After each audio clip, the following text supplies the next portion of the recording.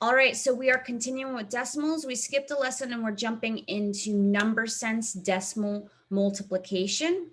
And our essential question of the day is, how can you use number sense for decimal multiplication? And you might be sitting here saying, huh, what's number sense? So let's dive into that. All right. Number sense is comparing the relative size of two factors, and this can be used to think about the size of the product. So when you're looking, when I say the relative size, I mean how the two factors or the two numbers you're multiplying relate to each other. And we kind of looked at something similar to this when we worked with our fractions, and we looked at how when you multiply by a fraction that's smaller than 1 or less than 1, remember we got a product that was less than 1, right? So we're going to have a similar experience, but with decimals. And as you recall, decimals are fractions. So if you, just out of curiosity, who remembers when we kind of tackled that, the less than or greater than, and we looked at the sizes of the fractions to figure out if our product would be less than or greater than our starting number. Do you guys remember that lesson with fractions? Yeah, it was like if it's greater than 1, then it's greater than it. If it's less than 1, then right. It's so less than it. if you kind of remember those rules, it's going to be very similar rules with decimals, because decimals are fractions. So if you look at your fraction, right, you should be able to figure it out. So let's take a peek. All right, so rule number 1 in our how-to: multiplying a whole number greater than 1 by a decimal less than 1 gives a product less than the whole number. Similar to our fractions, right? If I multiply a whole number with a proper fraction, my answer is going to be less than that whole number. Do you see that? So if I did 3 times 2/10, or 2/10 of 3, my answer is going to be what? Oh wait, so the whole number multiplies the decimal, but the decimal doesn't multiply the whole number. Okay. You can reverse the order. Yeah, but like with our yeah, you can, but like in this thing, like the whole number multiplies the decimal instead of multiplying itself. I think you're a little confused. It multiplies the decimal because it's multiplied by a decimal, right? That's your second factor. All right. And our answer, since I'm multiplying and I'm finding 2/10 of 3, well, if I'm taking 2/10 of a whole number, I'm going to have a very little amount, right? So my product would be less than my original whole number. Okay. For rule number 2, when you multiply two whole numbers, this is common sense. Any two whole numbers, 3 times 2, 1 times 3, 4 times 5, any two whole numbers, the product is going to be greater than either of the whole numbers. That makes sense, doesn't it? And you multiply any two whole numbers, your product is immediately going to be bigger than those two numbers, right? 2 times 1, the product is going to be, well, it says greater than 1. So 2 times 2, the product's going to be greater, it's going to be 4. 3 times 2, the product's going to be greater, it's going to be 6, right? 5 times 4, the product's going to be greater, it's going to be 20. Does everybody see how that works? It's pretty common sense, right? The wording might be a little wordy, but it is common sense. Does everybody get that one with your whole numbers? No. Yeah? No? Well, take any two whole numbers that are greater than 1. Give me two whole numbers that are greater than 1. 2 and 56 2. and 75. 30 and 30. 30 and 30. When you get your product, what's your product going to be? 30 times 30 would be 900, right? Is 900 greater than 30 and 30? What? Is 900 greater than the two factors, 30 and 30? Yeah. Okay, so 10 times 2. The factors are 10 and 2. The product would be 20. 20. Is 20 greater than 10? Is 20 greater than 2? Yes. Yes. So anytime you have any two factors that are greater than one is the exception, right? Because when you multiply by one, your product could be one, right? So any two factors that are greater than one, your product is always going to be greater than those two factors. Do you see it now? Yes? I need some Yes. feedback, guys. Yeah. Yeah. All right. All right. Yeah, yeah. All right, and our final rule.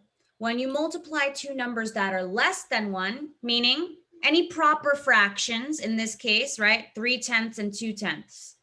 When you have two numbers that are less than one, your product is gonna be less than one. That's pretty common sense. How can I have a product that's greater than one if both of my factors are less than one? Why? Look at my whole number spot.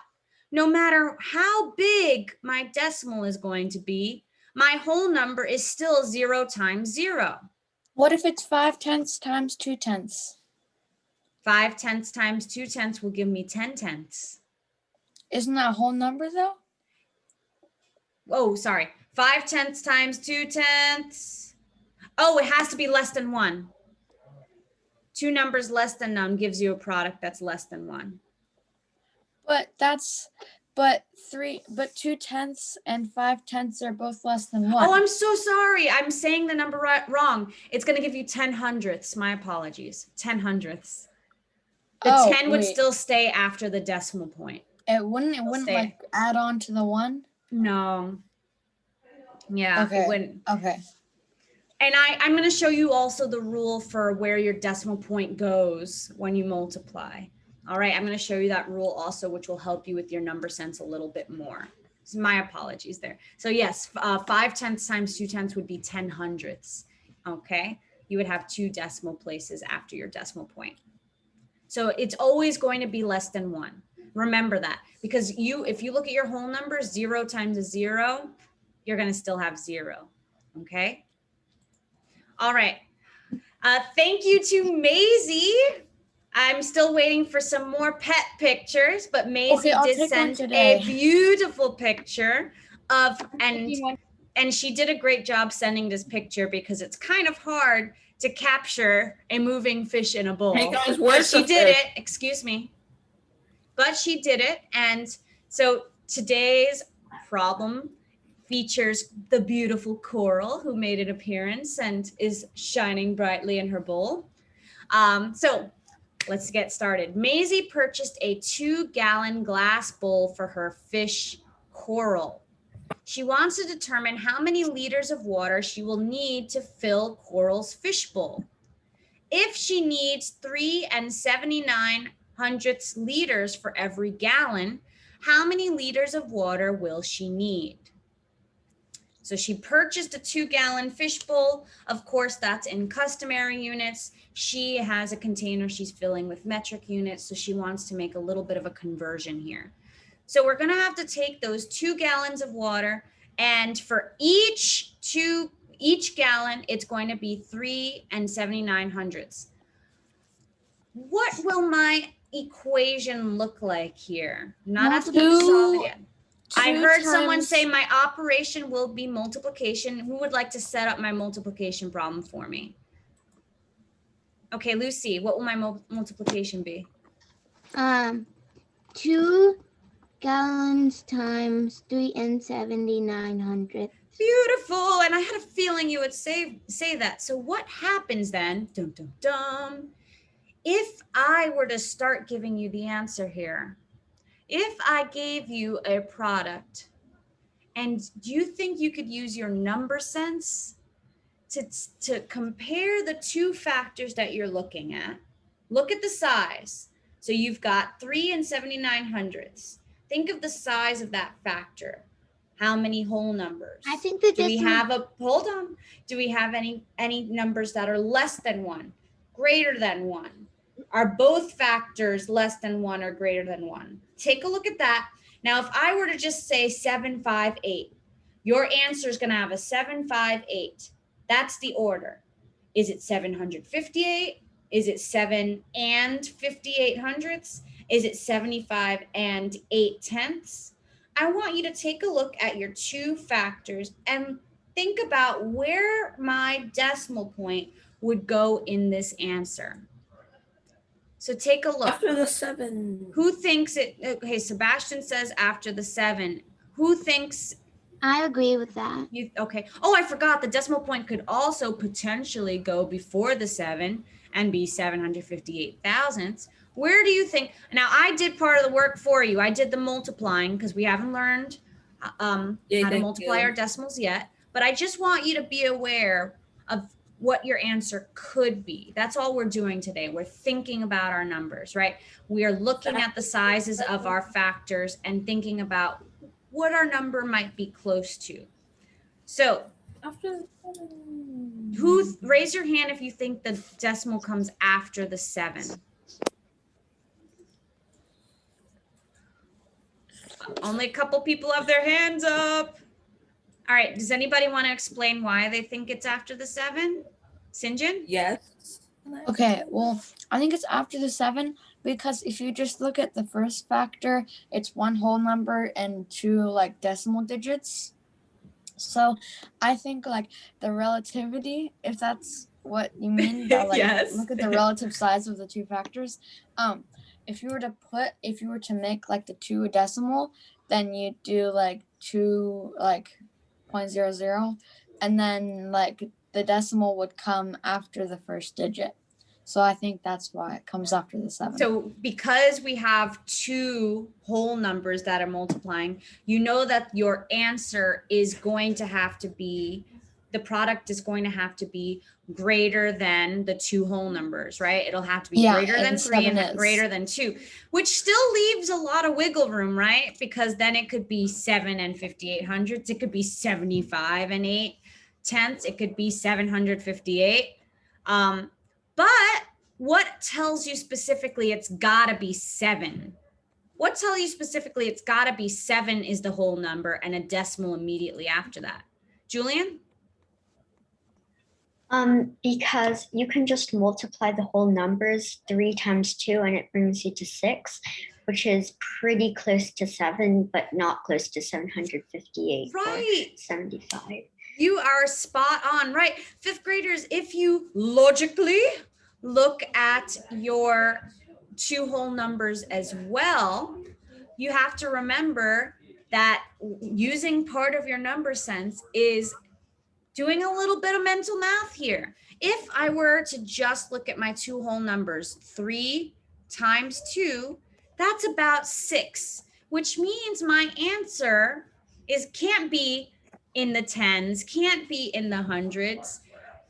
What's close to 6? A 7, right? So 7 and 58 hundredths would be my closest answer. What was that? What if you just decided to divide it? Is it the same thing? No, when we're dividing, your number's getting smaller, right? Division makes our number smaller when we're dealing with whole numbers. So that's going to be a different set of rules when we get to our division, because remember that decimal point movement, right or left, is determined by whether we are multiplying or dividing. In this case, we've got two whole numbers in our factors, so our product is going to have to be a number greater than that. Great job. All right, so let's take a look at some practice problems. We are going to be working from pages 150 and 151 in your textbook, so please make sure you have that for the practice problems. Everybody set? I'm gonna get my easel all ready. Hopefully, I think the setup I've got will be glare-less. Darn, it's not glare-less. I'm gonna turn this off and let's see. Hopefully you can see my board today. All right, stop sharing. All right. We are ready to get moving.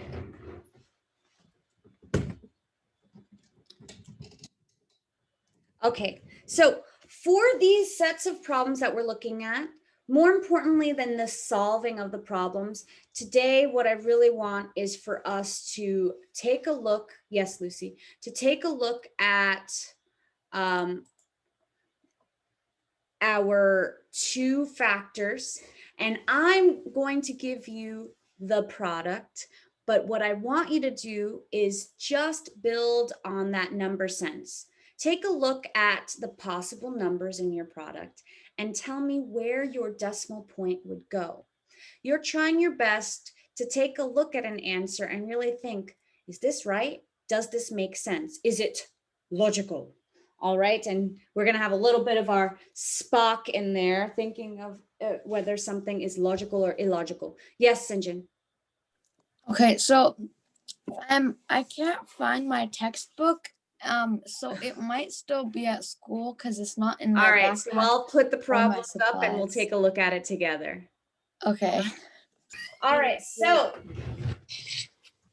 Hiding. number one, we have 5, and I want you to look at your factors. 5 times 3 and 4/10 equals, and if I told you your product is going to have a 1 and a 7 in it, all right?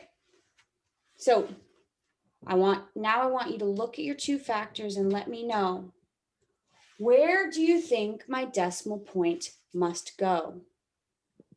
Well, let's compare. We're going to look at factor number 1. What do we notice? What do we observe about factor number 1? It's a whole number. It's a whole number. So keep that in mind when you're thinking of your rules, right? And our second factor, what do we observe about 3 and 4/10? It's a decimal. It's a decimal, but it has a whole number. So if we were thinking in that a mixed number. category, it's a mixed, right? It's a mixed number, which means that it's going to be greater than 1, right? Both of our factors are greater than 1. They both have a whole number in it. What does that tell us immediately about our product? It'll be a whole Be number. greater than 1. It's going to be greater than 1. It's going to have a whole number in it. What else? Think of your rules. If you have 2 whole numbers multiplying, what does that tell us? They're going to be bigger than each other. Not each other, but the Oh, product has to bigger be, than the two factors. the product is going to have to be bigger than both factors. So it's going to have to be bigger than 5. And I'm going to, maybe I'll use it. I'm bigger than. Yeah, bigger than 5 and bigger than 3. Okay, so that's clue number 1. So therefore, the decimal cannot go after the 1. It can't go before the 1. It's going to have to at least come after the 7. Before we make that decision, because here are all the possibilities. I could put a decimal here and make it 1700ths.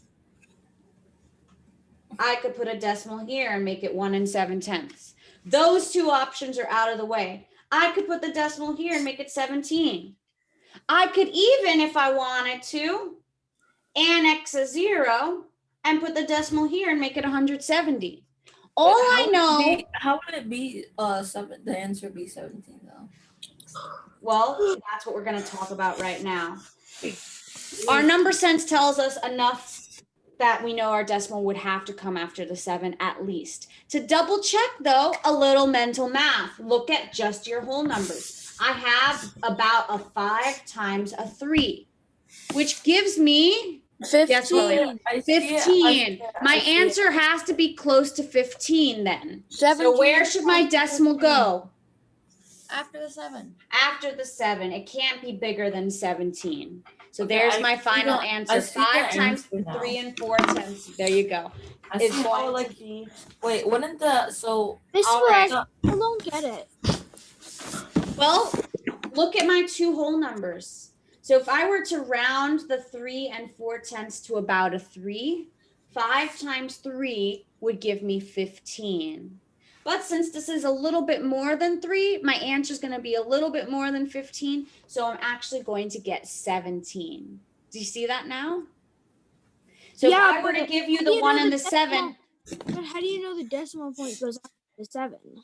because if I put the decimal point between the 1 and the 7, I'm going to get a 1 and 7/10, which is too small. If I put it before the 1, I'm going to get a 17/100, which is too small. The only other option would be if I annexed a 0 and put another decimal point. That would be 170, and that would be too big. So the only place where the decimal could fit is So after. that's how we're supposed to write in the homework? Exactly. Guys, And should what we put I- the zero what- so what- after the decimal point if the decimal point is after the number? Right. Yeah. And What in fact, No, in the but like, should we put a 0 or should we just put? so you 7? I'm going to be giving you a set of non-zero numbers. So you know that your answer has to have those non-zero numbers. And then you would look at your two factors and let me know where your decimal point would have to go to make that product correct. I know, but like, would we if it was like the 17 where it was 17 and then the decimal point? Will we Yep. have to put a 0 after it, or will we just write 7? No, you can leave just the decimal point. I just want to make sure you know where the decimal point is. What if Okay. Earth is the decimal point? All right, we're gonna move on, Sebastian. What is it? All right, moving on. Let's look at number 2. 3 and 1/10 times 6 and 2/10, and we know our answer is going to have these numbers in it. We just don't know. Yes, Mateo. We just don't know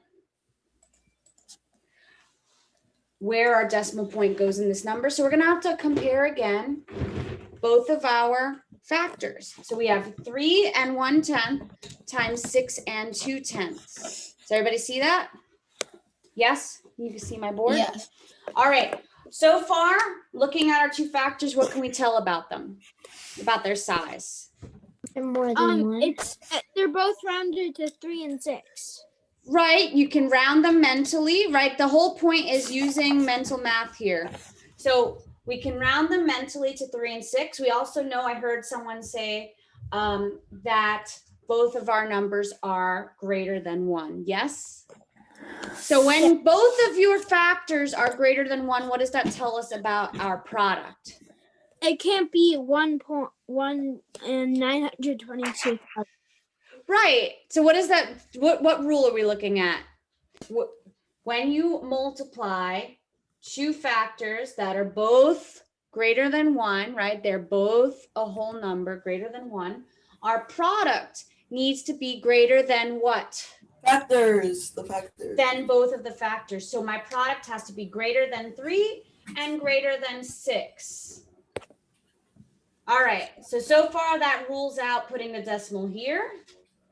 That rules out putting the decimal here. Both are eliminated. Good news.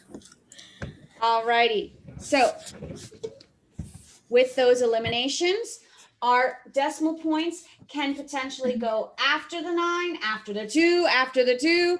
There are too many possibilities. After the 9. I think it's after the 9 because 3 times 6 agree. is 18. Guys. Oh my After the goodness, 9. you guys are doing it all in your head. Yes, the next step that we need to look at is the fact that we look at both of our whole numbers and kind of get an idea. We don't have to solve it, lucky, because we have the numbers here. We just have to figure out where that pesky decimal point goes. But in our workbook, Look at our two whole numbers. does it give 3 us the times, answer? excuse me, please don't interrupt. 3 times 6 will give me about what? 18. 18. Alrighty. So because it gives us about 18, our decimal point would have to go after the 9 to give us 19 and 22/100 because our whole number 19 here will be the closest. And this is the actual answer, 19 and 22/100. So all of these products are partially solved for you. All you need to do is use a little bit of number sense and a little bit of mental math to figure out what the size of your product will be in comparison by comparing your two factors. All right, let's take a look at number 3. I'm liking number 3. I like it a lot. All righty. So we have and I hope you say these numbers properly. I don't want to hear anyone saying 0 and 6/10. No, not 0 and 6/10. It's just. 6 Oh yes, and no 0.6. I know that tenths. Quinn has tokened the term the points rebellion. I don't know if Quinn's in this group. Yes. But he calls it the point points rebellion. The point point rebellion. rebellion. 0.6. It's not 0 and 6/10. It's just Why can't we say 6/10. Point. No, we fifth graders, we are sophisticated. We don't say point. We use our proper Point. terminology in math. We're above that. Imagine Six- the No, most- we're not. Yes, you are. I believe in you. I believe in you. All right, 0 is not the way to go. 6/10 times 4/10 equals, and we note that our answer is going to have a 24 somewhere in it. The question is, gasp, where? Where does it go? Well, what do we know about our first of all, what do we know about our two factors that you can It's tell? less They're than both one. decimals. Matthias just said it. Decimals with no whole numbers. Right. Less than one. Matthias just said they're both less than 1, right? There's no whole numbers here. So what does that tell us about our product? It's going to be 0.24. Oh, excuse me, jumping ahead. Point. It's gotta be. It's gotta be. Point 24. 2400. All right, it's gotta be 24 hundredths. Why? Because 6 times 4 is 24, but they're both in the tenths place. Right. When you're multiplying two factors that are less than 1, your product is going to be less than 1, which means our decimal point has to come before the 2 to make this less than 1. What do I have to put in my answer to make this A 0 product look before proper? the decimal point. Yeah, annex a 0 before Guys, the imagine decimal point. imagine the most sophisticated person in the world casually just says point. All right, we're moving on. So what's our final answer? 24 hundredths. 24 hundredths. 0.24. Okay, moving on. What's our clock look like? All right, I think we actually are out of time. Dum dum dum. People just left. All right, does Can we everybody join 2 minutes see after? how you're working with this? In the practice problems I gave you, you might have an answer that's got 4, 5, 3, 1. Make sure you do your first step in comparing your two factors, and then do your second step of looking at your whole numbers or your number before, whatever your number is before your decimal, because these are zeros, right? And seeing if your answer will make sense that way as well. All right, guys, good luck. Bye. Bye. Bye. Bye. Oh,